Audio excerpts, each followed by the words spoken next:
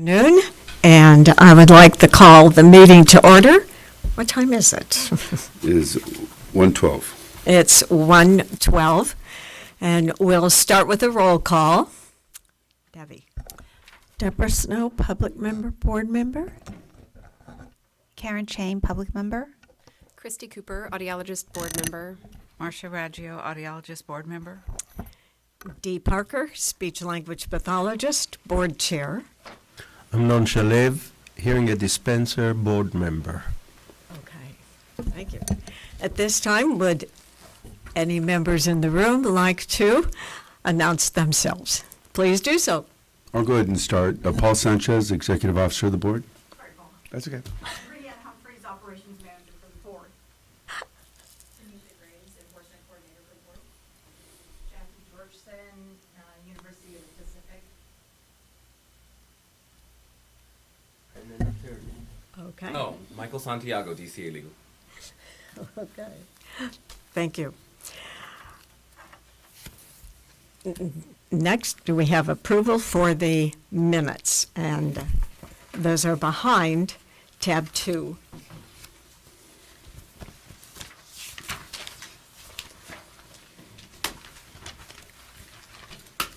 This was a feat.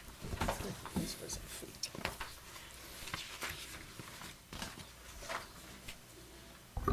I move to approve the minutes as written. Is there a second? I second. Okay. All those in favor? Would discussion- Debbie, we'll do. See if there's any discussion. Is there any discussion?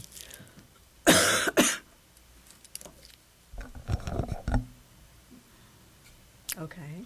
And we'll accept any feedback or edits or any other comments you might have this time. Okay. Okay.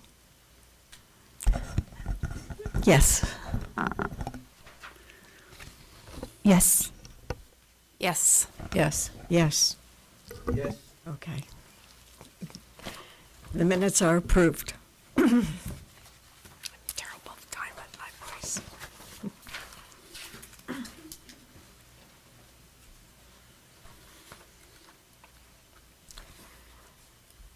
Public comment. Yes.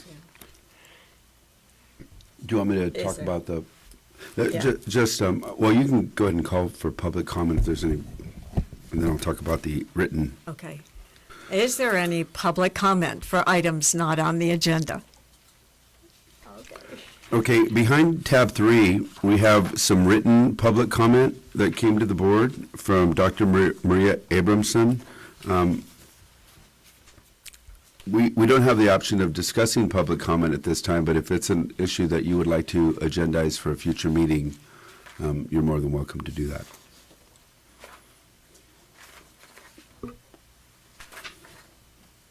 Do you want to speak to that? Yeah, well, in reading the materials, I think it should be, I think we should consider what their request is to look at our statement and perhaps update that.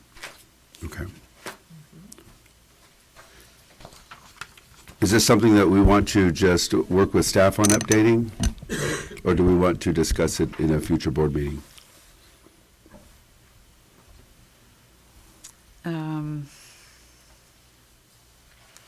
Don't know, what's a better way to go about it. It's a complex issue, and the statement is a complex statement. So I'm not sure whether it's something the board could do. It'd be nice to perhaps relegate it to the audiology committee. Okay. That seems most appropriate to me. Yeah, because I could use her input Okay. and we can come back with some suggested language for a statement for the webpage. That's what this is about, right? That they think it's outdated. And, they have some good points.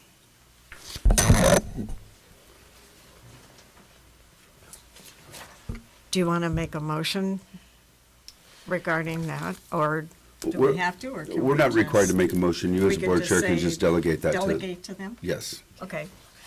Then we'll delegate that to you to look into and bring back a report. Okay? Okay. Sounds good. Okay. That needs to be said public or not? What you just said because it was not on the microphone. Okay, can you just repeat that? Would you like that? Pardon? Could you just repeat the action that you're, he didn't pick it up on the microphone. Okay. Do you want to say it? He didn't pick up what you said. Okay, you didn't pick up what I said. I think that this issue needs to be delegated to the Audiology Committee to investigate the data they presented, to look at the statement, and to come back to the board with suggested language for changing the statement that currently exists on the board webpage. Okay.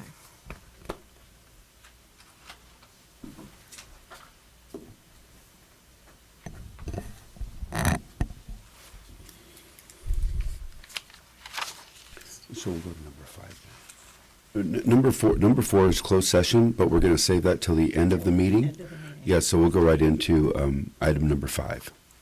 Number 5. Okay. Right now, we're going on to item 5. Included behind tab number 5 is a memo regarding this issue. Business and Professions Code 2538.25 requires that each applicant for a hearing aid dispensing license take and pass a written and practical exam, in addition to the condition that they be 18 years of age and have a high school diploma or equivalent. The board, we're responsible for the administration and development of that written exam. It involves written exam workshops to develop and kind of qualify the questions. And Brianne, if at any point you want to chime in on this, feel free to. We use the services of a third-party vendor and Office of Professional Examination services. For a small board like ours and a small office staff, it's quite an undertaking. I've had people approach me at different times and say, why don't we use the national written exam that's offered by the International Hearing Society? In looking into this myself, I found out that at least 44 states use this exam. It would give us some semblance of reciprocity if we were to at least accept those candidates that have already taken and passed this. Now, and it would probably, lend to some ease of our processes, perhaps efficiencies, perhaps cost savings. There are other steps. It's not just a question of us saying, okay, let's take the exam. Sounds like a good idea. We have to actually go through some validation processes if it's something that we want to make happen. And it's not a simple process, but in the end, if it is beneficial, it would probably be worth our while to pursue. Does anyone have questions about this topic? Yeah. First of all, this test is administered by the International Hearing Society, which represents hearing aid dispensers. And at this point, audiologists also have to take this exam.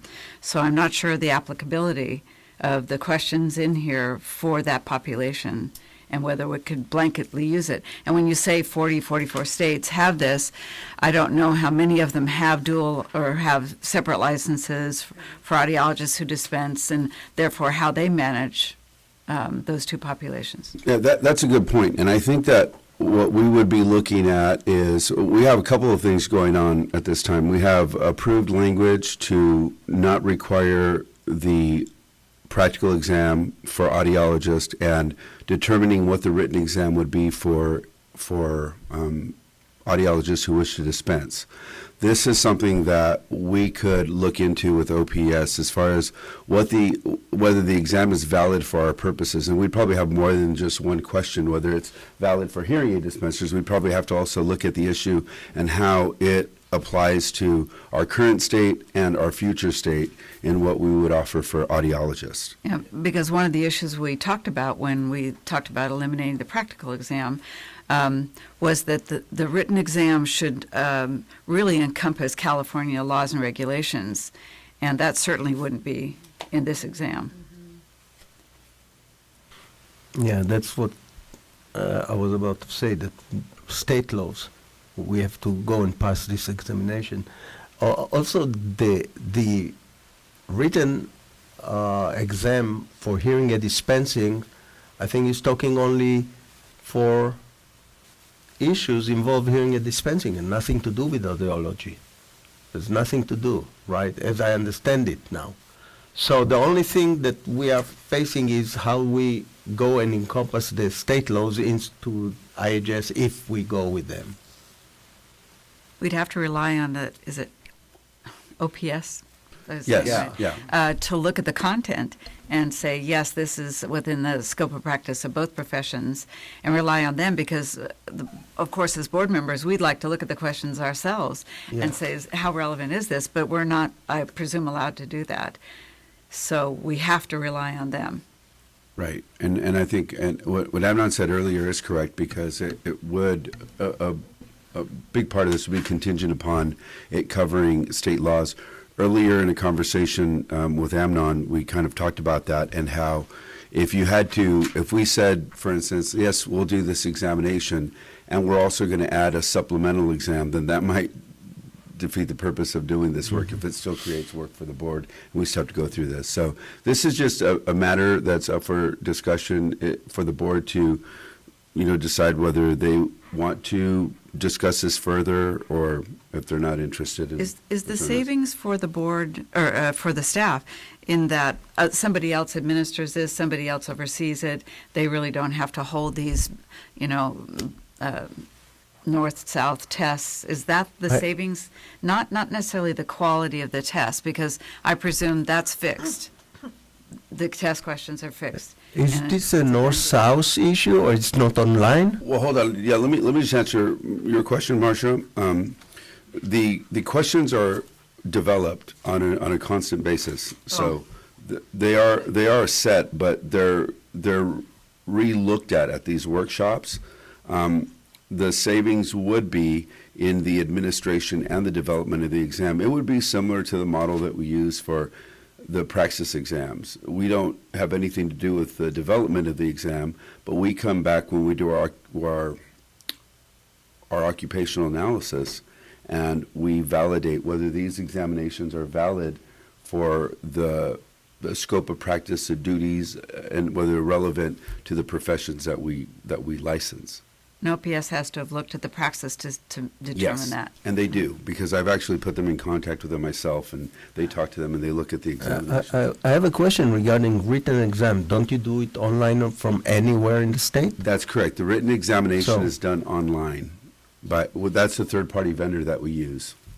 Oh, okay, so it's not IHS, that's ABC. You're geographical. using ABC, Right. right, somebody else. Okay, Yes. so we have this, okay.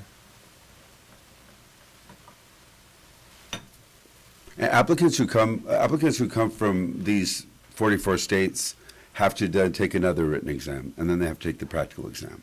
That's one of the, one of the potential benefits.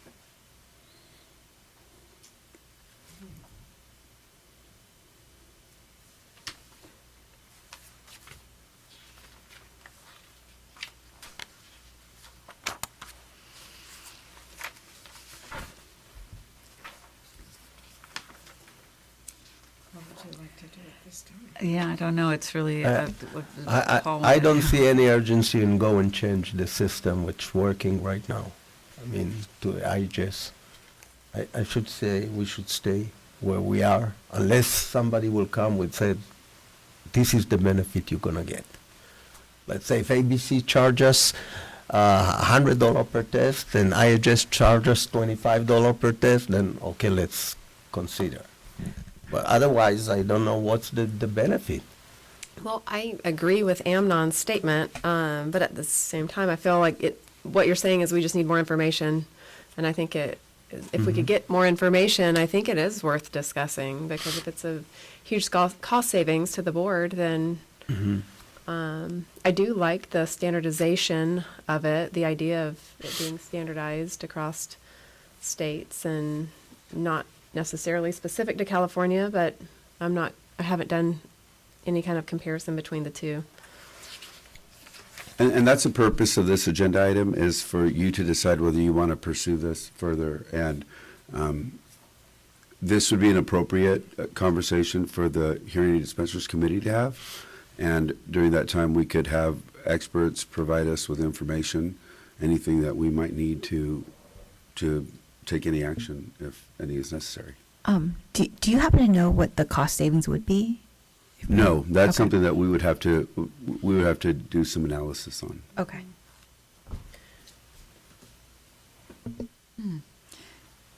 But I think that's why it's worth considering, is so we could do the research and figure it out. I mean, if it's significant, as Amnon suggests, then it is worth possibly moving in that direction. If not, then why change something that's working? Also, audiology you're doing with national test, right? In audiology. In hearing and dispensing, there's a lot of components of commercial thing and warranty thing, and that they are differ between states. That's why we have this here that we have to address the state laws regarding advertising, return, for refund, and all this stuff that are not national questions. Yeah, I agree with what Amnon's saying too, that we had a big concern that Californians need to know California law and regulations, and that this was one avenue to verify what they know. And that may be part of the analysis. In a previous board that I was a part of, we had a very similar situation where we were working to develop our own examination. It was very resource heavy, and we decided to go forward with the national examination with a supplemental state exam, same thing, online written exam. And OPS actually determined that was cost savings. Even doing the supplemental was still a savings for the board at that time. I can't say that they're going to say the same thing here, but I do think that it's worth pursuing and at least having the discussion. I agree with that. So who is on the Hearing Aid Dispensers Committee? I know it's Amnon and myself. I'm not sure. I think I'm on it because Yeah, when I first started, I think they put me on it. I believe it's both hearing aid dispensers, both audiologists, one speech language pathologist, and one public member. So pretty much The the entire entire. board. Everybody. Do we have to name So people? or it recruit? looks to me that the next stage will have to bring somebody from OPS here Mhm. to say what are the difference in cost saving, if there are any. Maybe it's going to be more expensive. Right. And at that time, I don't know if the OPS will just work with a committee at that meeting or with the whole board. It's up to. And an IHS representative to Mhm. explain, how it could be Yeah. relevant And to they're another willing to give profession. us any information that we need to. I've talked to Yeah. them. I'm sorry, OPS. I've had conversations with both IHS. OPS and IHS, and they're both willing to Oh. give us any information that we might need. So maybe we'll have a motion to instruct staff to bring OPS and IHS representatives for the next meeting to talk about this issue, Or information from them, yes. or information from them. Well, the information will go to the staff, and I believe the staff will And look yes, at it and send us to look at it before the meeting. Yes. Would we hear that information as the head committee? I think as a committee, yes. Okay, and not as a board? I think it would make sense for the committee to discuss it first. Oh. Unless the board wants to discuss it as a board. Well, it's practically the entire board. Can't you bring it back to I the was- board? yeah. I mean, doesn't the committee bring it All back right, to the board? yeah, but sometimes it's duplicate, so that's why we can do it the whole thing in one time. Right. Whatever. Yeah. Because what's happened if we discuss it as a committee, we have to wait 3 months before the committee bring the Oh. recommendation to the board. Well, we could agendize it on the board agenda too, Mhm. right, Michael? We could, so that we could save time. We've So done that on the before. same meeting, there will be Yeah, a committee and then the board. if we so choose, we can do that. Okay. Yeah, I think that's how we're supposed to operate, so I think it's not a bad idea. Right. And just to add, it might seem duplicative, and I know at times it is. I know when I first came to the board, we would do that. We would have these committee meetings, and we would kind of play, rotate and come in and out, and then we talk about the same issues. We tried to eliminate a lot of the duplicate discussion, but the Hearing Aid Dispensing Committee is a legislative mandated committee, and it was mandated to do that, so I think it's worth our while. But the committee should distill the Yes. main points, bring those back, and let the board talk about those.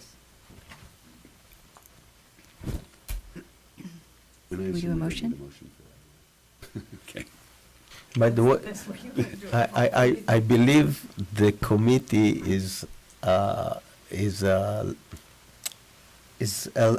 law of the board state the committee, but there is to be more than, there has to be 2 audiologists, 2 hearing aid dispenser, a doctor and a public member. This is a big committee. Right. It's there. It's not like a couple of people. Right, It stays It's- there.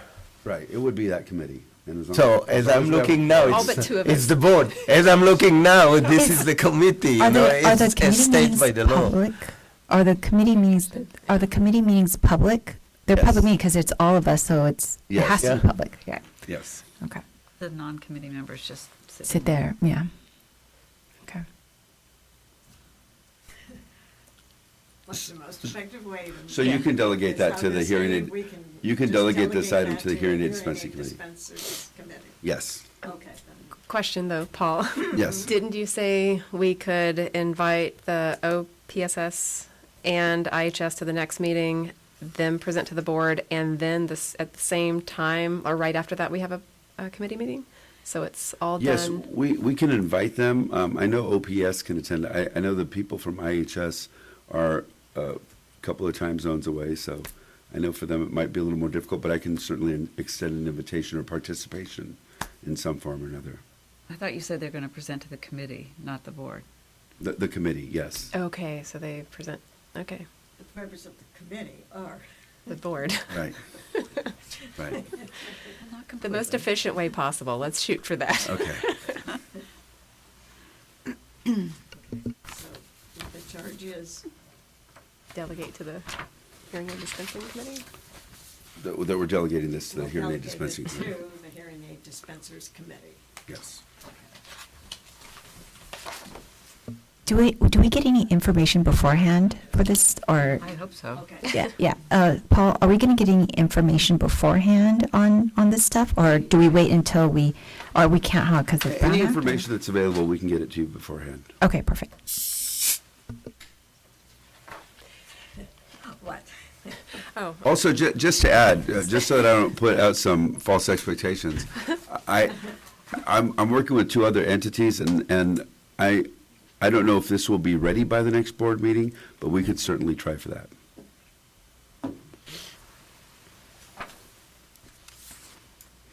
So we'll agendize that Yes. on the next meeting. Okay.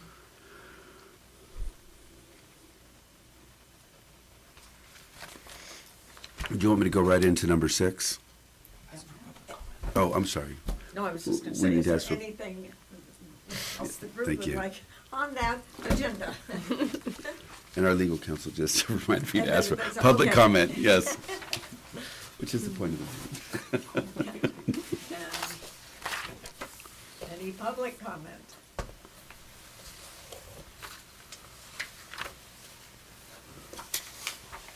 So this will now be agendized on the next meeting. And do you want to go to? Yes, I can go right into number 6. At our November 2018 board meeting, the board approved regulatory language changing the current hearing aid dispenser training supervisor requirements. I think everybody pretty much understands the requirements to be a hearing aid dispenser. Recently, AB 780, which did not move forward, would have created a new apprentice license type. The bill would have created it as an alternative pathway to licensure. There has been discussion in the past from people in the hearing aid dispensing profession and from board members. As a matter of fact, it was part of our strategic plan to look at training, look at apprenticeships. AB 780 would have actually added that as a law, but I wanted to point out that Business and Professions Code 2538 .17 gives the board authority to require applicants to first complete a required course of instruction or otherwise satisfy to the board that the hearing aid dispenser's applicant possesses the necessary background and qualifications to fit or sell hearing aids. This is just an issue that I wanted to know if the board wanted to pursue or move forward with at this time. And this would be likely another issue that the Hearing Aid Dispensing Committee can discuss and analyze for recommendation.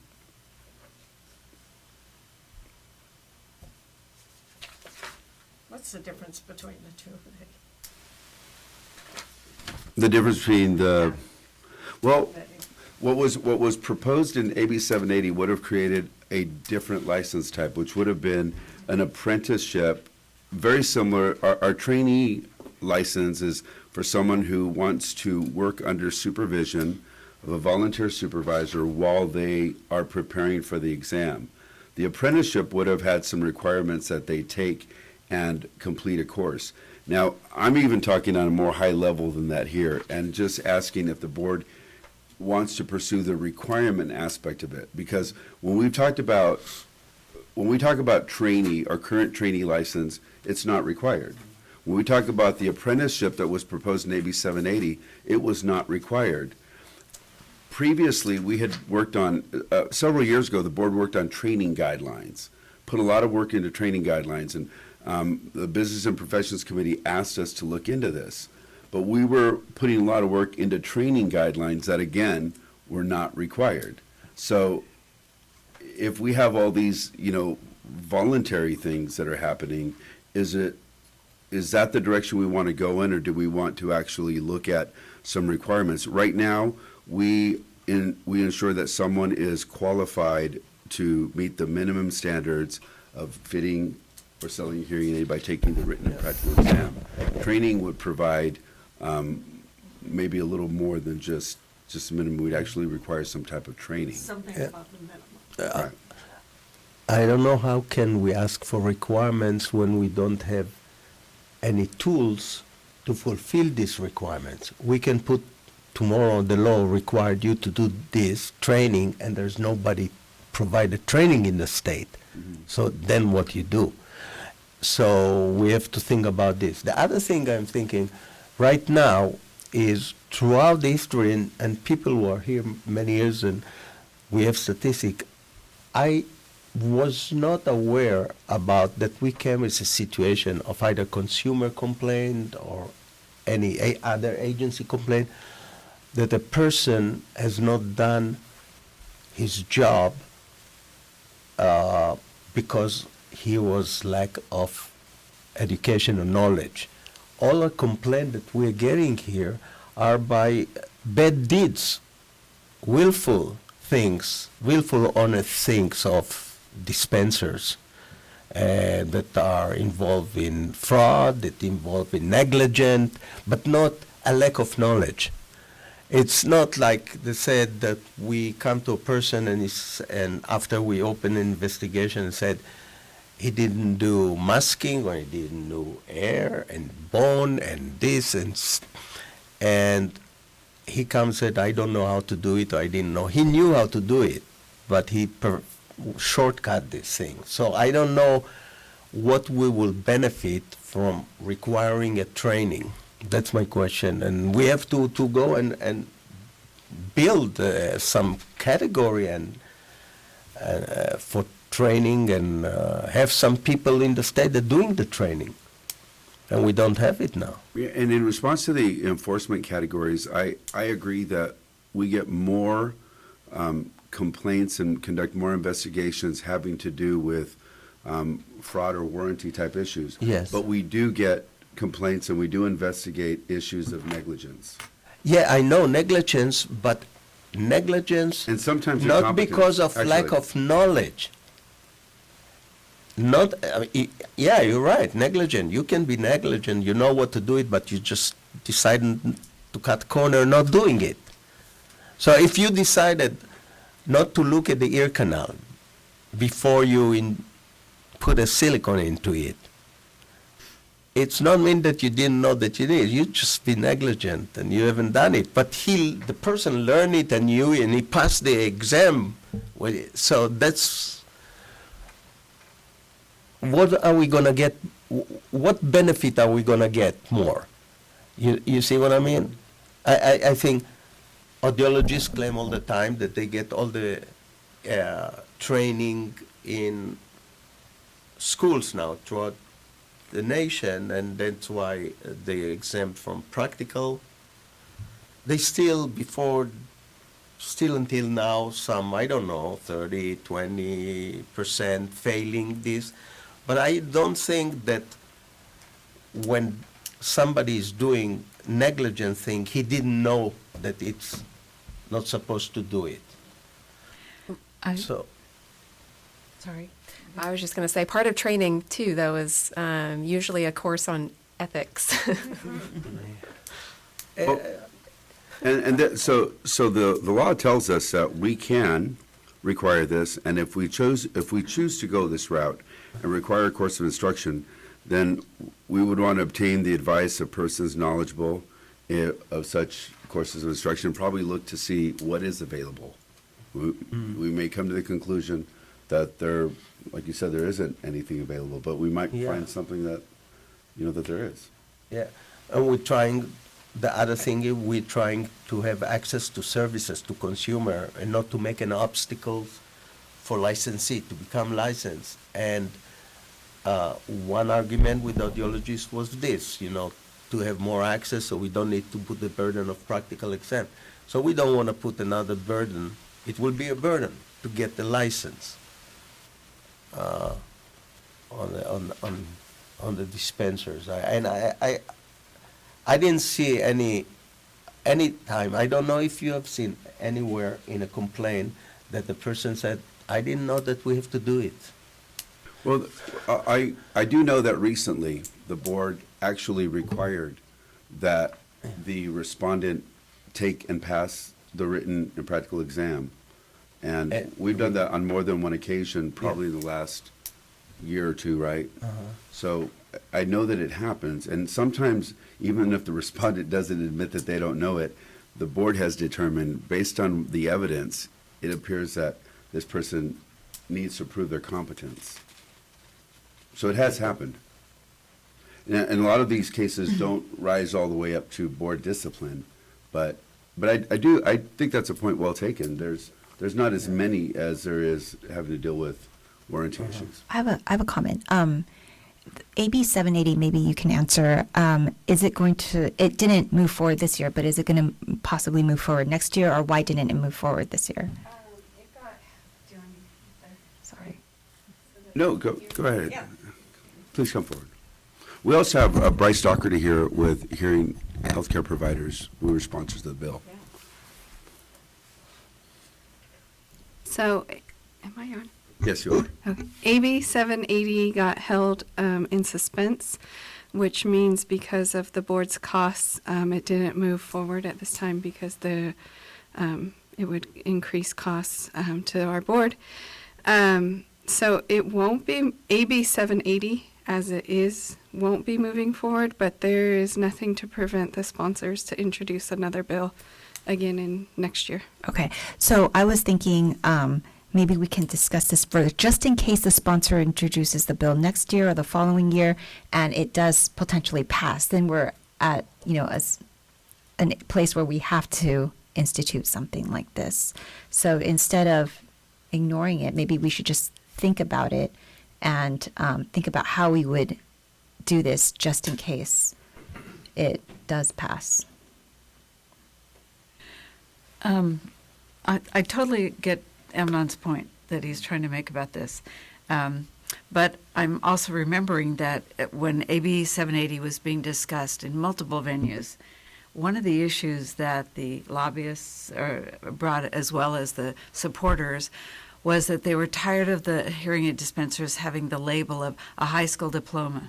That's all they had, a high school diploma. They lamented that and thought that as an industry, should improve their standing in the world, the way people look at them.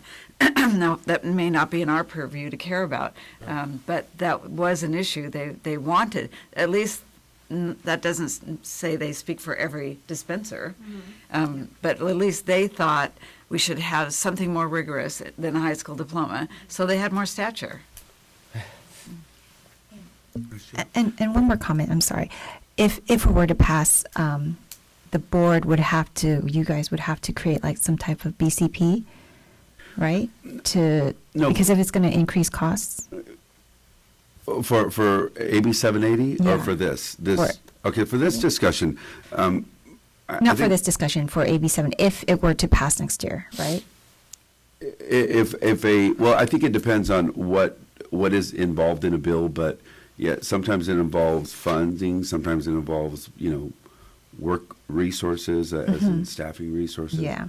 And those would require a budget change proposal. Okay. And just to clarify, these issues that we're bringing before the board, committees generally don't just come up with their own agenda items. They have to be delegated by the board. That's why I think it's important for us to talk about this first at a high level and then determine whether we want to pursue it. Obviously, we're not making any decisions, and we know that we don't have all the information needed to make a decision. This would just be moving forward with the discussion. What would be our motivation as a board? Consumer protection? Just that? Well, I think. I think that's a good motivation. Then why didn't we do it 30 years ago? Well, and If and we were that's. worried about that. That's a good question. The authors of the statutory language thought that it might come up, and they gave us that authority. Bryce, did you have anything? It's better late than never. It's good enough for me. Good afternoon. Thank you. Bryce Doherty, on behalf of the Hearing Healthcare Providers of California. Let me provide just a little bit of context, not only with 780, but the prior legislation that we ran. I don't know if I would exactly characterize it the same way that you did in terms of what our intent is, but the problem that we're in is we don't have any hearing aid dispensing training programs in California. Closest program we have is Colorado. So there is no formalized education training program that hearing aid dispensers can go to in California. Trying to bring one of those programs online through the California Community College system or through the CSU system is a moonshot thing that we're interested in doing, but there is no formalized training program. So being a hearing aid dispenser in California, it is an apprenticeship-based profession. So what HHP is interested in doing is somehow trying to formalize some sort of training and education requirements for hearing aid dispensers via an apprenticeship sort of program. There are models out there, distance learning programs and models that are out there that are being done in that regard. To the extent that would give the board comfort that there is some sort of formalized training programs out there, we would kind of welcome that sort of situation. Now, to be licensed as a hearing aid dispenser, you can go through the trainee process, or you could simply study for and pass the written and the practical exam. So we would be concerned if there was a steadfast requirement for licensure that you have to go through a particular training program. We think over time, folks will probably naturally gravitate towards that. You're going to have hearing aid dispensers and employers that are going to probably want to hire people who have gone through some sort of formalized training program. But we want to stop just shy of creating any barriers to entry into the profession. And if there's an additional requirement that they have to obtain all this additional education and training, we think that would probably disincentivize people from getting into the profession. But we would be wholeheartedly supportive. Our intent with putting that in the bill was not to duplicate the trainee process that the board has, but try and create sort of a hybrid program where it would take some of the burden off the board, would provide that, some form of formalized education and training. It would help the practitioners, quite frankly, making sure that, there's good candidates and people have met some minimum standard of education and training. We also think that items 5 and 6 should be considered, together. They're distinctions without necessarily a difference. So HHP is willing to participate and engage with the board. We've done a lot of work in this space. There's a lot of resources that would be available to the board In terms of the specific legislation, AB 780, HHP has a board strategic planning session mid-August. We'll find out then whether or not they want to reintroduce the bill or pursue 780 in some form or some manner. But the intent of the association is to do something in conjunction with the board. We've worked together on issues around Song Beverly, in a legislative context, and anything related to education, training, and licensing we want to do in conjunction with the board. So if we do that through the regulatory process, that's fine. If the board feels it might be more expedient and quicker to get that done through the legislative process, we have legislative vehicles that we could put that language into. So it's up to the board whether or not they want specific statutory guidance and authority on those training programs, or whether that's something that you want to do through regs. But we're happy to participate. Paul, I have a question for you. How many practical exams we have per year for hearing aid dispensers? We typically, the question was how many practical exams we have per year, if you didn't get that on the microphone. We typically have 4. 4. We've had up to 8 in one Now, year. 4. So the last couple of years it was 4. Typically every 4, yes. 4. And how many people in each exam are the maximum that you go? It's always at the maximum. What is the maximum? 50? It's always at the maximum. We So it's have, always in the fact, you're always max. yeah, we There's no. we meet the demand because Yeah, we have I an know. overflow. That's what I said. There's no like time, oh, this time we have only 25. Right, that's correct. There's not happening. Right. Okay. What I'm saying is that we don't have a lack of people that going today into the profession, that we are needing, hey, we need some school, so we create more people. There's no lack of people. There's more people who wants to be there. I think the schooling would, like what he said, the schooling would actually lower the amount of people. Well, it's kind of like a small barrier to entry. Who? The new suggestion? Will, yeah. this is not the purpose to create. Yeah, I know. The purpose is consumer protection, which I think I agree. Like if we have a apprenticeship program, there would be some consumer protections, but I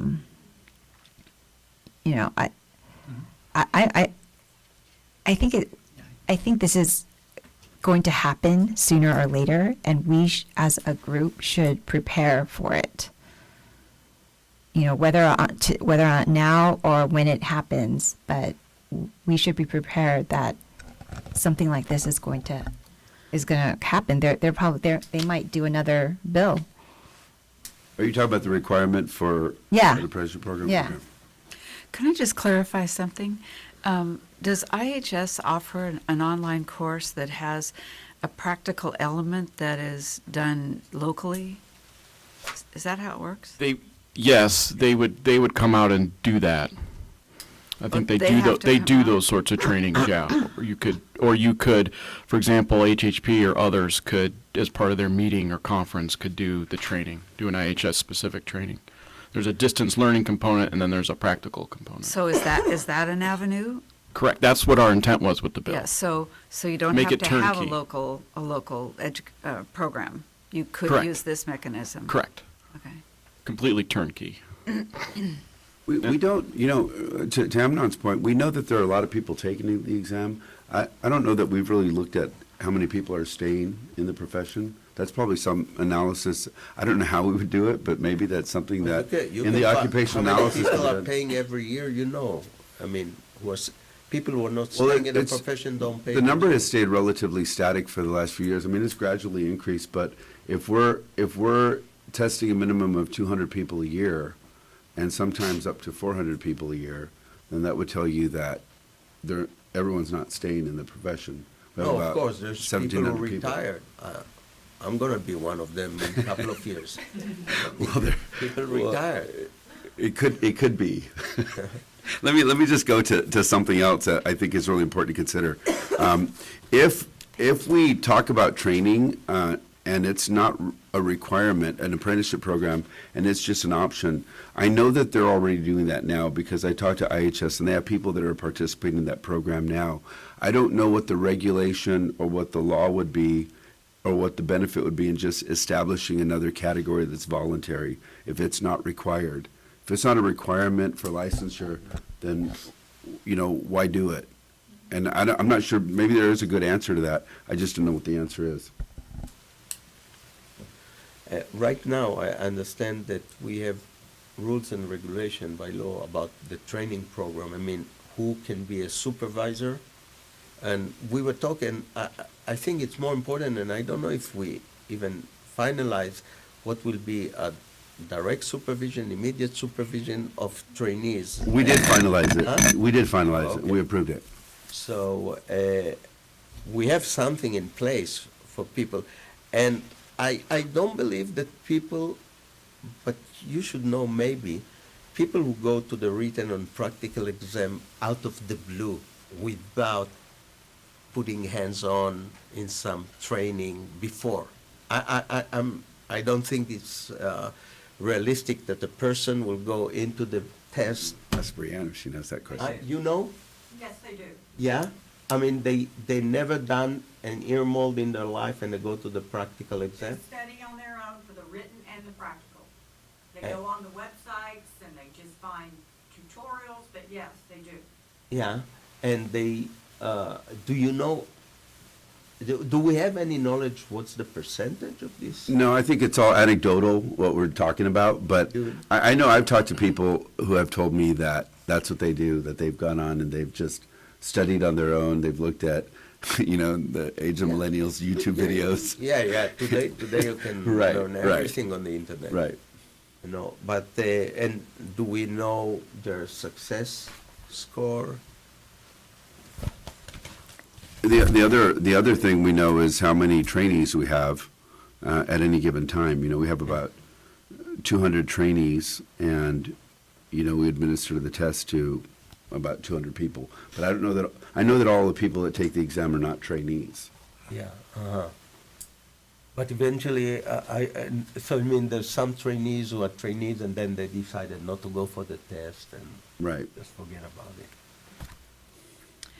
I'm wondering if it's a bigger consumer protection issue that perhaps the hearing aid dispenser training model isn't up to snuff in terms of consumer protection. They could do more. But we are learning that may drive away some people from the profession. Is that a bigger consumer protection issue than driving them away and not having access to enough dispensers? Because we've driven them away with this. I don't know which is a bigger consumer protection. Well, right, and I think that we addressed the current HAD trainee model is important for us to regulate because those are people who have not yet qualified to become hearing aid dispensers, who are actually treating consumers. So we have to set those guidelines for supervisors. I think that we addressed some of the issues that the board was concerned about when it comes to that issue. This in itself is something that was proposed in legislation. It has been brought up by the legislature. So I think it's if it's going to be a requirement, it's something that we should talk about. If it's not going to be a requirement, then it's just kind of a nice thing for them to do, basically. Yeah, exactly what I think. But I feel like eventually it might end up being a requirement. I feel like the legislature, if not this year, next year. We Yeah. never know. But I don't I think- suggest that maybe HHP will start, regardless of the whole thing that's happening here, legislation, regulation, to form, if they can form a training program, voluntarily training program of HHP, and maybe this is going to be so wonderful that we can incorporate it. But Well, yeah, and we have that. We have that with IHS right now. I mean, even if the bill comes up again, though, as I understand it, it'll be voluntary. It's Oh, not it's still- something we're it's going to not- have to do. Oh.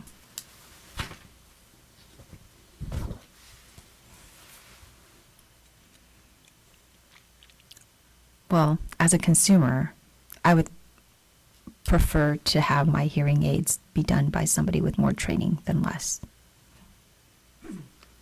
And if my kids needed hearing aids, I would prefer the same. I like the sound of it too. So, It's kind of like putting your qualifications on a resume. You would hire somebody with more qualified resumes versus no experience, right? So we can't use the reasoning that there's no program in California if you can do an online plus practical work through IHS? Or will we have to agree that IHS is an acceptable avenue? You know, I think it would be just, again, worth the discussion, worth the hearing dispensing committee to discuss dig a little deeper in some of the areas that we're talking about right now. Okay. Yeah, I agree.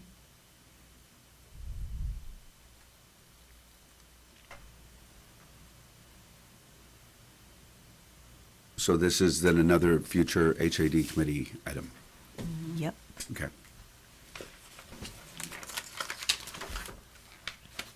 what you missed is as the major points you want to talk about the business. I agree with you. Yeah. Have we discussed the major points? Sounds like, We yeah. covered all your points, yes. All right. Yeah, I think I What you would want understand. to discuss.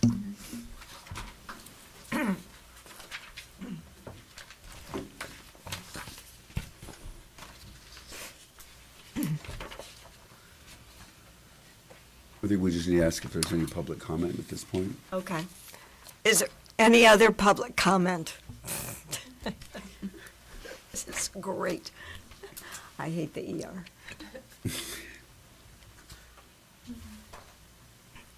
Okay. Then,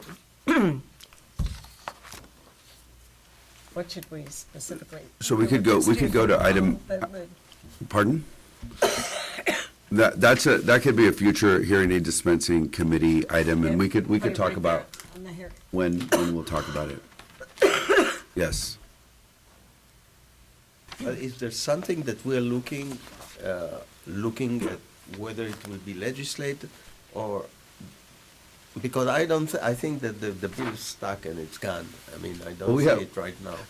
The question is whether we would require a course of instruction, because that's the authority that we already have in statute. Mhm. And it's an option for the board to consider. It's not something the board must do. Yeah. So it would just be a question of if we want to do that. The committee may decide, we recommend we do nothing. Leave everything alone for now. Yeah. Okay, so the committee will deal with it on the next board meeting? Yes, or at a future board meeting. Okay.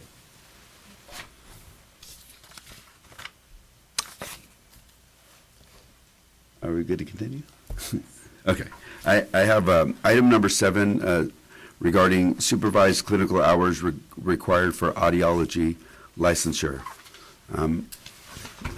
We have in Business and Professions Code 2532.25, that is the updated licensing requirements for audiologists after it became a doctoral degree requirement.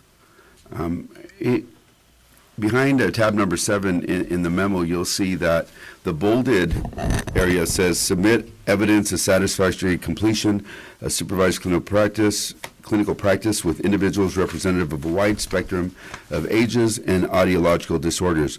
The board shall establish by regulation the required number of clock hours of supervised clinical practice necessary for the applicant. The clinical practice shall be under the direction of an educational institution approved by the board. Prior to this, the requirement was the same as it was for speech language pathology in the master's program. If you look on page 2 of the memo, the current regulations are the clock hours at the very bottom, 1399.152.2C, 300 clock hours of experience in 3 different clinical settings. So the same requirement for speech language pathology is currently in existence in regulation, and that's not something that this board addressed after the doctoral requirement became law. We know that it's already in practice, we know that it's part of the programs, but it's just something that we left undone that I think we need to address.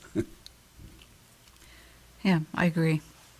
We did talk about it many times. We lamented it many times, that this is still the master's model and inappropriate for doctoral level training.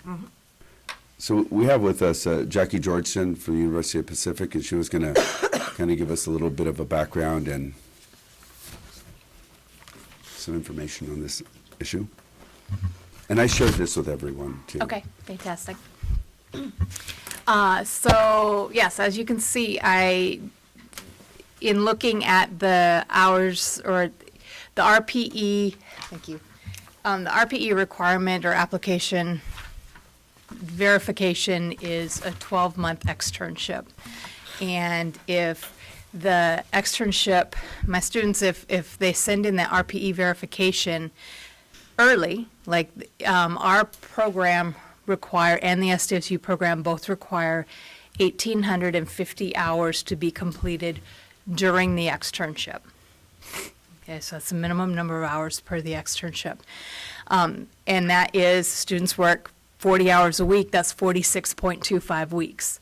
And so I have had students who have reached the 1,850 hours and then sent their RPE verification into the board, and it's been sent back to them because it's a 12-month externship, and they send it in at 46 weeks.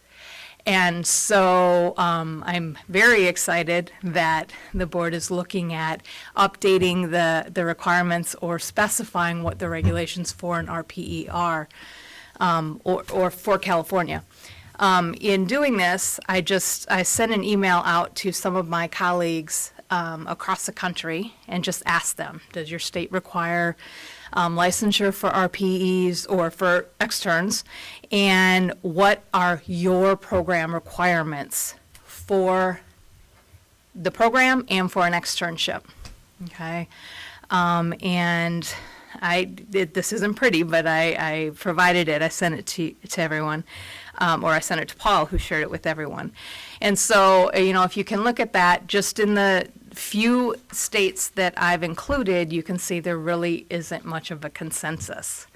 And so I think the biggest thing when California looks at requiring or looks at moving forward with regards to what fulfills an RPE for the state of California, some things that you should consider, which are mentioned in a couple of these responses, is that requiring a 12-month externship can be a hardship or can be not feasible for some programs who send students from their state. A couple of them said, their liability insurance doesn't cover students after graduation.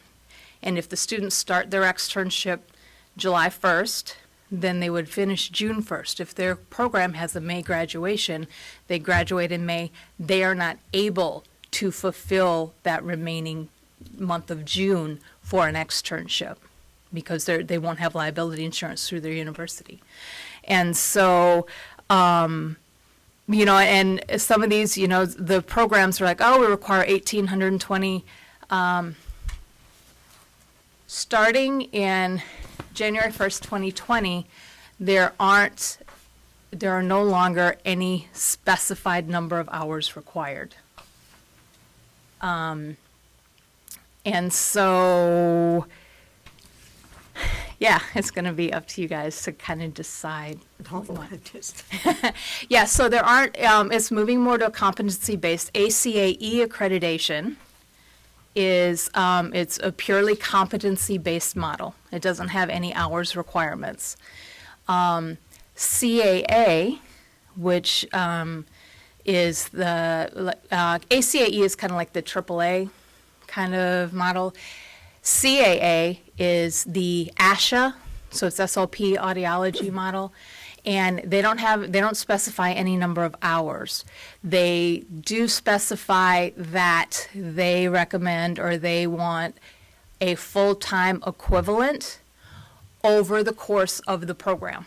So full-time equivalent is like a year's, they do a year minus, a couple weeks for vacation and then holidays.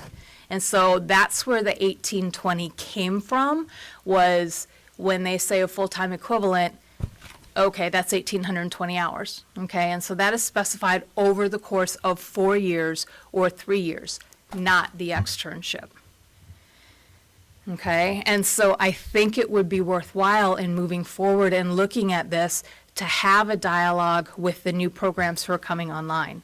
Because I can tell you what SDSU does and what UOP does, because we do the same thing, and that is we require 1,850 hours for our externship. Okay, the students will, and so the students will graduate, SDSU will graduate with over 2,800 hours over the course of 4 years. The UOP students will graduate with over 2,500 hours over the course of 3 years. Okay, and so our students graduate with many, many hours in excess of what the minimum requirement is. Okay.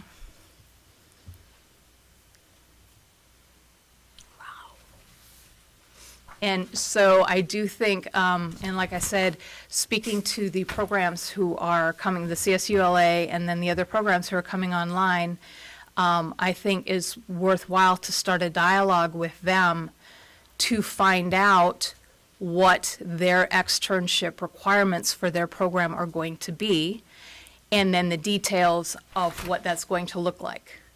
Because I can guarantee every one of you that they have the plan on paper. Oh, we have the externship, it's the final year of our program, but not one of them has actually sat down to look at the details with regards to what is the start date for the externship? Are they going to be required to do 12 months? Are they only going to be required to do the number of hours that they have left to reach 1820? For instance, when I was at SDSU, the SDSU students over the course of 3 years would head into their externship with approximately 800 hours under their belt. And so if it was a requirement that they just have to get 1820, then they would just have to do 1,000 hours in their externship, and then they'd be done, which is much less than 12 months, okay? And so that, you know, however it moves forward, but it would be worth having the dialogue and having the programs think about it, because I know it, like I said, it's on paper, but the idea of what are we going to require, what are the number of hours, and the biggest issue is going to be when's the start, when's the end, and are the students going to be covered with liability insurance after graduation? If they have a May graduation, but their externship goes until June 30th, is that possible?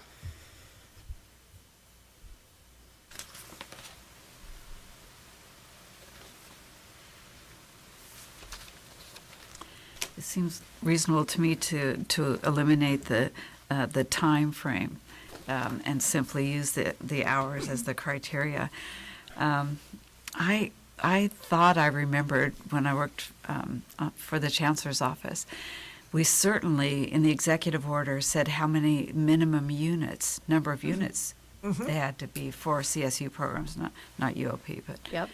Yes. I thought that there was much discussion, if not true language written, about this 1820 idea, but I couldn't find it. So I'm probably remembering it wrong, that we never said for sure what that has to be. I'll keep investigating that and see what more I can come and up that's in the standards, and the 1820 was in the CFCC standards.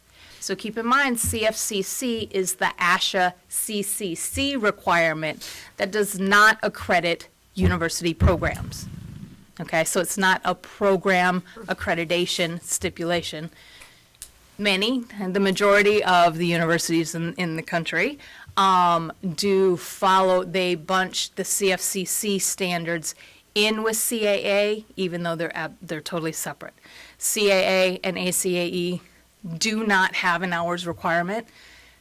CFCC did until January 1st. Their new 2020 standards no longer have an hours requirement stipulated. They simply reference the CAA standards, which go back and say, we recommend a full-time equivalent over the course of the program. So 1820 over the course of 4 years, or 3. I can imagine why you don't add in the fourth-year externship hours to the, I mean, you add them in, but they don't count. The 1850 is fixed for the fourth year, for the externship. You don't count the hours they've already had in clinical training up to that. I was just wondering if you would explain what the rationale is for not including those. Oh, in the 1820? Yeah, or 1850.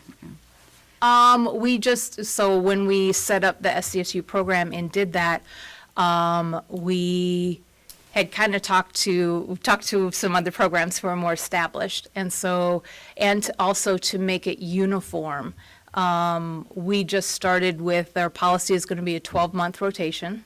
And then we started with just a 12-month rotation. And then, you know, we had students who took off every Friday and all the holidays. And so then we added 12 months with gaining a minimum of 1,850 hours. So, and we felt, in moving forward, we felt that that was good for our program, you know, and we just kept moving, or we kept going with that because it did work. It worked for us. For SDSU, since they're a joint program with UCSD, the UCSD determines the schedule. So the students, even though they graduate or they finish at SDSU in May, they're still through the UCSD schedule, go into that summer term, and are covered for liability through September. At UOP, our students graduate in August. So starting in July, finishing in June, starting the beginning of August, finishing in July, it doesn't matter because they are still enrolled through the beginning of August. So that will be, you know, the dialogue that needs to happen with the new program starting, since they aren't paired with the UC school and aren't on the UC timeline. Will they finish in May? What's the liability? Do they have to finish their externship by graduation? So the way the university looks at it, of course, is enrollment. You have to enroll for that's why it's, I guess, 12 months or 32 weeks or however they look at it. You have to be enrolled, right? You have to be paying that tuition for both semesters.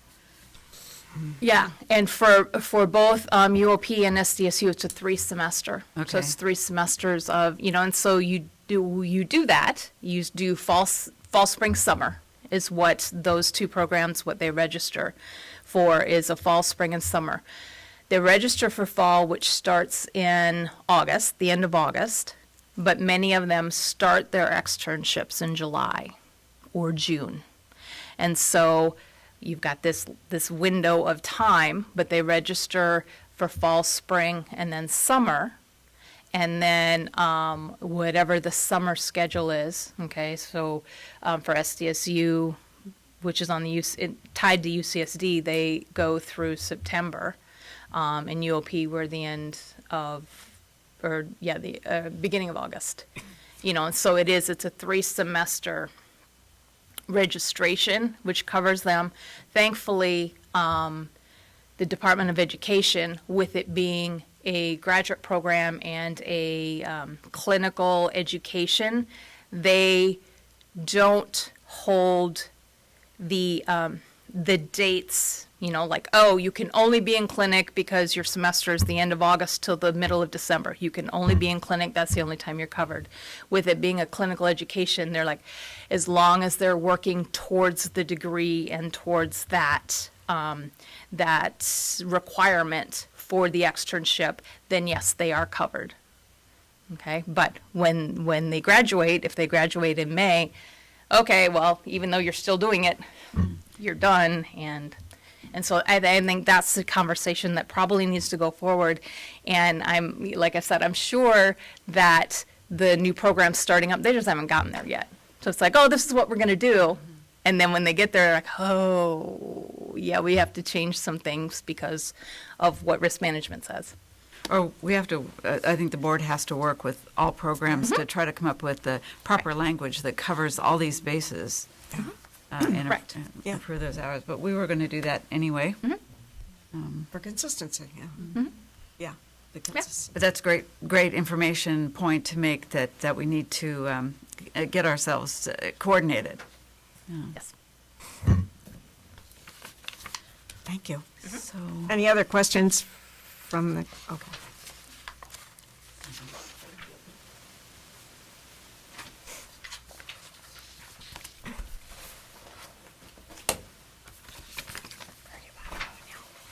So I think we just have to obviously talk about this further, and how would the board like to proceed? Would you like to talk about this at a full board meeting, or would you like to use a committee process for this? I think that it's not just, initially it started out as a regulations update issue, but it actually seems like there may be some legislative changes that we might want to look at here. Because some of these requirements are in law, as far as the 12 months goes. Yeah. 12. I think Jackie brings up a good point to talk to the risk management folks on these campuses. We have a robust workers' comp situation, and we cover our students in a variety of ways. They have some creativity in how they can manage that so that we don't have to change laws to try to get this accomplished. But I think it's right, we should talk to the upcoming programs, all the programs that are willing to come talk to us, and try to hammer out a best plan. How many new programs, Marcia? Well, With the CSUs, yeah, that's a little up in the air is it? right Okay. now. I mean, there's 3 that we know. There's 1 online already, 2 coming in 2020. If other people are going to do it is unclear. So we'll have 5, and I guess representatives of those people, those programs. Okay.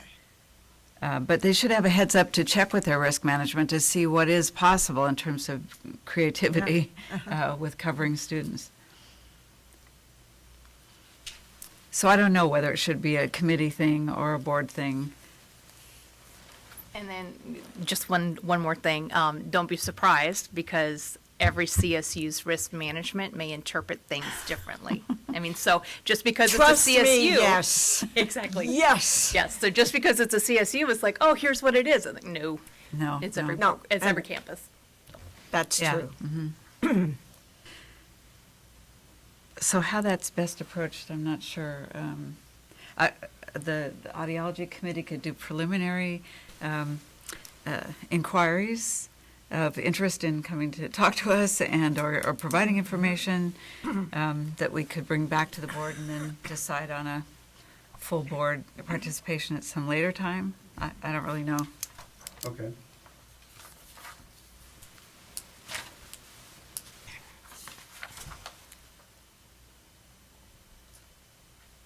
You'll work on it on the committee? Is that acceptable to? Yeah.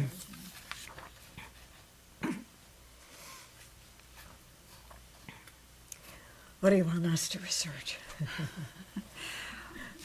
Well, yeah, the audiology committee could at least do, I mean, you've already done a lot of the legwork here Yeah. already. But really in terms of California, what their plans are and what the existing is, we need to find that out and see what their plan is and their substantiation for it and so on. So I think the audiology committee should do that research first Okay. and bring it back Okay. to the, Do we need a break right now, or do you want me to continue? Or should I ask the board? There's water for everybody. Take a break. are there any cookies? Are there cookies? My oven broke. Yeah, you say that every time. So how long do you, 5 minutes, 10 minutes? Oh, 5-minute break. Okay. 3. Yes, stretch. Stretch.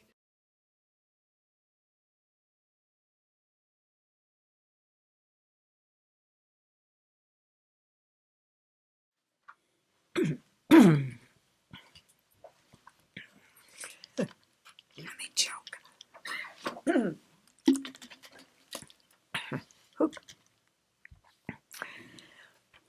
During the break, we did talk with the members of the Audiology Committee and related to the discussion, what they're going to do is talk with the individual directors of the new programs with a standard set of questions for each of them.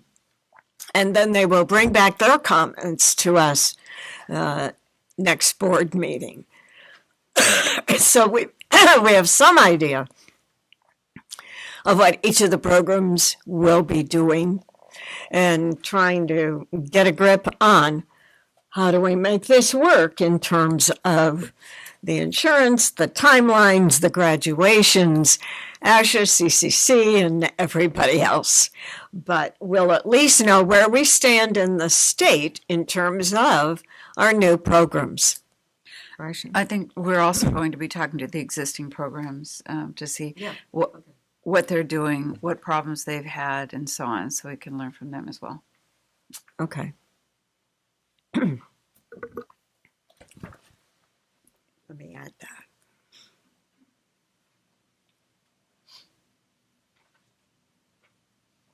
So to clarify, all of our AUD programs in California will be addressed.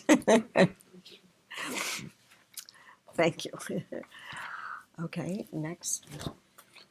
Item number 8, the Executive Officer's Report. Number 8. Okay, I have a brief report to share with you, and it is behind tab number 8. Just a couple of things I will highlight. We're still recruiting for a licensing analyst, and we are actually also recruiting for a part-time analyst to help us in regulations. Brianna and I started those interviews yesterday, and we're looking to get some help to kind of at least on our end make sure that these regulations keep moving. That's paid out of our temporary help funds, and we can sustain that within our current budget. We also hired a new analyst for licensing by the name of Theo Ross, and Theo is still in the process of training. He came to us from the Contractors Licensing Board. As far as your, yes. We're also recruiting for an office technician. Oh, thank you. That's right. We're recruiting for an OT, and recently our office technician, Brian, who moved to the Bay Area, accepted a job in the Bay Area, so he doesn't have to drive that 580 commute anymore. Included in your board materials are the most recent budget reports, and those are found behind tab 8B. And that just shows you, as far as our expenditures go, if you ever need help interpreting these or trying to understand them, please just let me know. But what we're showing at right now is an overage in our budget. We're projecting that there will be a surplus of over $300,000, and our revenue is projected to be right on track with close to $2.2 million in revenue. What that means basically is that we are on target with our projections, and we do have to wait because we're on all of the state is on a new system, and it's been somewhat labor intensive to try to get these reports and try to get them nailed down. So we're moving a little more slowly than we have in the past, but we're working with our budgets office who provide us with those reports. And so far, everything looks okay as far as our revenue. I've also included this time a budget fund condition. And this is basically just a balance sheet that we use and that the legislature looks at. And this shows you the amount of money that's coming in and the amount of money that's going out. So when we talk about our fund condition and we talk about fee increases, the reason we talk about that is to prevent a deficit that could be caused by a fiscal structural imbalance. If you look at that third chart, it says analysis of fund condition on the third line. And in the very second column, it says current year 2000, CY 2000, it's the third column, I'm sorry, CY 2019-20. Almost halfway down, there's a line that says total revenues, transfers, and other adjustments. that shows that we are bringing in about $2.2 million. If you go all the way down to where it says total expenditures and expenditure adjustments, almost to the end of that column, it shows that we are budgeted to spend almost $2.4 million. So even though I just showed you that we're going to expend about $300,000 less. If we were spending all of the money in our budget, then we could potentially have a budget deficit, and that's what we're trying to prevent. So I think it's important to look at these once in a while. They are just a snapshot in time, and they do change over time. But this is what we use to budget and what we base our fee increase needs on. How will you prevent that? Well, we already have language to increase our fees, and that will address that, yes. If we ever get to the point where, an internal process that we have is if we ever get to the point where we think we're going to spend too much money, I usually work with Brianne and we look at some of our contracts. There are some things that we can hold off on. We've done that in the past. We don't usually compromise when it comes to enforcement. That's a high priority, so we want to keep those investigations going. There are other things that, for instance, if we have a workshop development in May, we may hold off and do it in July and wait until we start the new fiscal year. So we've been pretty good at being able to prevent that from happening. Did you say fee change, though, requires a legislative change? And that takes a couple years? The fee changes that we have proposed are regulatory. Oh, they are? Within our current statutory authority. At some point, we will probably have to look at raising the ceilings. Every board has to. And there's also, you'll hear tomorrow about legislation that would allow an automatic, not an automatic, but an easier way of increasing fees, unless it didn't pass. Which we'll find out tomorrow. Okay. So that's a little teaser. Licensing cycle times, we are right now in the middle of the board's peak licensing period, which means that, on a Monday morning, we have a ton of mail every day we do, and there are people that are wanting to get licensed, applicants that want to start their careers. We probably, I would say, license about almost in the ballpark about 4,000 applications a year. We're at 3,800, and we've been pretty consistent. That's an enormous workload. It's quite a workload for our board. We're still, as of July 12th, processing complete applications at 4 weeks, and our staff are working right now on trying to keep that down so that we don't get into a backlog situation. That's within our current target times for this time of the year, especially. One thing that we do hope will alleviate some of our workload is online license renewal, and that project is complete and is currently being used. I think that as we progress and work through it, we'll be able to see the effects on our workload. Maybe bring some reports back to the board. Can I just ask something? It looks like we've gone up an audiologist from 17, 18, 19, about 200 licensees, and obviously we're not graduating that number of people. So are these, again, that pool that comes from out of state to do a fourth year and then perhaps returns? Or it looks like we're gaining every year, so they're not going home? We are gaining. Yeah, we are gaining. Yes, we are gaining every year, and we're licensing a total of about 100 a year.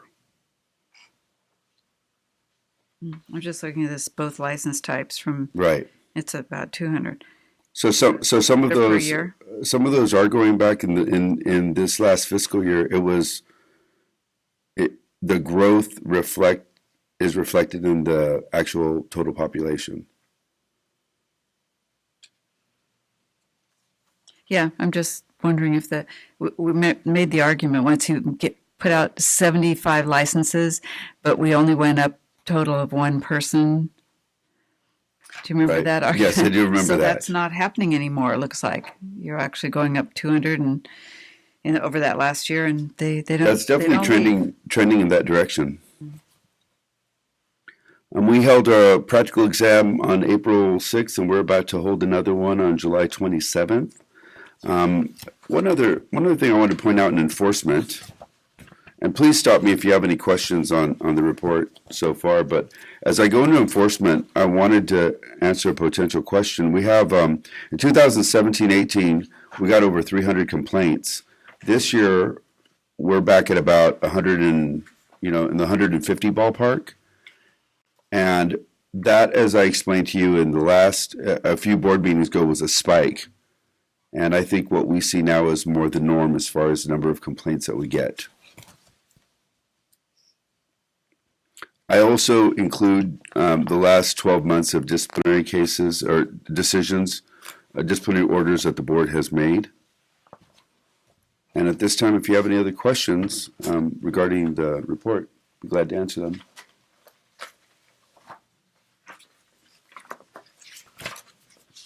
The other thing you might notice, and this has come up when we do budget change proposals, the growth of our licensee population, how much it's grown. 3,000 licensees a year, which is keeping up with the workload that we have, but we're definitely seeing a growth. From 15, 16, where we were in the 20s, to now we're well into the 30s, 32,000 licensees. And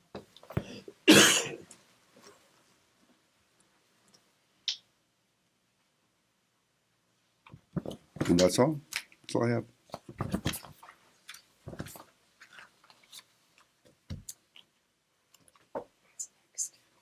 No, if there's nothing else, we would go to closed session. Pardon? Now we would go to closed session if there's nothing else. Where do you list, if we have a collection of costs, investigated costs and so on that aren't being paid because the person can't afford to pay it or there's some problem, do you list that, I don't know what you'd call it, a deficit in projected recovery? Have you seen that before? Is that why you're asking? No, I just know a situation where that's happening. Yeah, it does happen. For instance, I'll give you a real simple kind of example. If you cite someone for unlicensed practice, and you issue let's say a $1,500 citation, a lot of times you're not going to pay it, and it takes time to get that. Tanisha Graves, our enforcement coordinator, then will go to another agency and say, when these people file their taxes, if they have a refund, make sure we get some of our money back that way. We do that. Sometimes if a person is revoked, there may be costs associated. They may not necessarily, decide before you revoke me, I'm going to write you a check. So when they come back and petition the board, that's when we'll want to make sure that they paid all their costs, or prior to getting licensed. We have a report that we run that we submit to the Department of Consumer Affairs every year, and it kind of shows the amount of uncollected costs. But we don't have to include that in this budget, or is it? That won't stand out in the budget, but it's reflected in the budget. Okay. Okay, just curious. Some of it is for cost recovery, and some of it is for fines issued. So cost recovery would actually be costs that the board incurred, whereas citations or fines are fines that were administered by the board. But we're not in a deep hole with those things. Well, no. I wouldn't say we're in the deep hole. Some of those losses are just considered the cost of doing business. I will say that our board does a really good job when it comes to cost recovery compared to others that I've seen.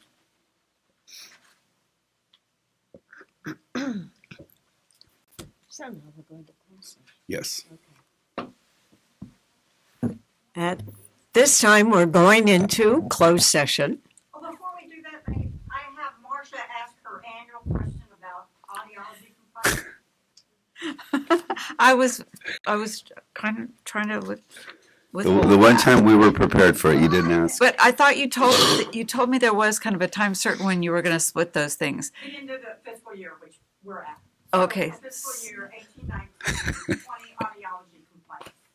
Okay, so in the next report, then we're going to see them separated going forward? She is I think she is separating them for you. For the last 10 years, We have that to we do it have to manually. separate it. That's why we were doing it at the end of the fiscal year for you. Oh, so She's giving you that separation I right see. now. Okay, so 20 for over the last year. So out of the 78 that are in that last column on the reinforcement report, 20 of those were for audiologists. Okay. About 25%. Okay, thank you for doing that. Appreciate it.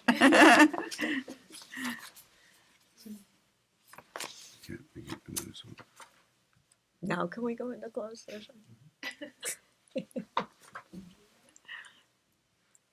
Yes. What? You got why your don't you go question. and- Now we can go into closed session. Or not. Hold on a second. Let me just see what. That's okay. Did I miss something?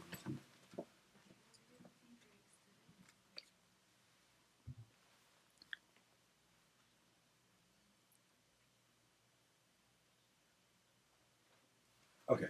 Yes, we're ready to go into closed session. Okay. Yes. Okay. Close session and define closed session and come back. For my, for my. The board will be going back into open session only to adjourn. There will be no other agenda items to discuss. Yes. Okay.